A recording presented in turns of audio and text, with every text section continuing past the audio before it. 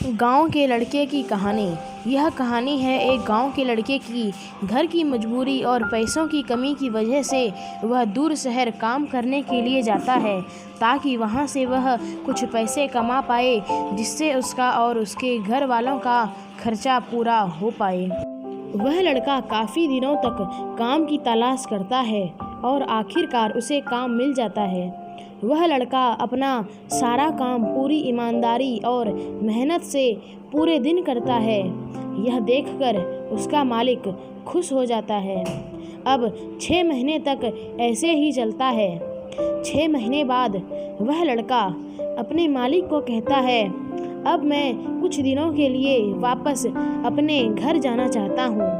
और उस लड़के को पूरी उम्मीद थी कि उसका मालिक उसे घर जाने से नहीं रोकेगा, लेकिन उस लड़के के सोच के विपरीत उसका मालिक कहता है, नहीं, तुम्हें 2 महीने का थोड़ा और काम करना है और फिर उसके बाद अपने घर जा सकते हो। लड़के को थोड़ा गुस्सा आता है, लेकिन वह अपने गुस्से को शांत करके मालिक से पूछता है, बताइए मालिक, कौन सा काम है? उसका मालिक कहता है, हमें एक घर खरीदना है।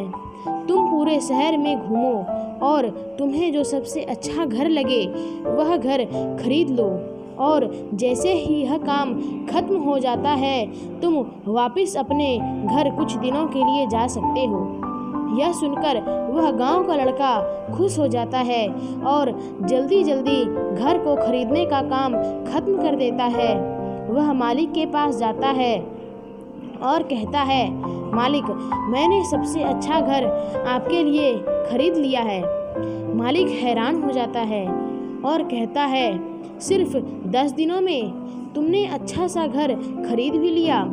गांव का लड़का कहता है, हाँ, ये घर काफ़ी बढ़िया था, इसलिए मैंने खरीद लिया।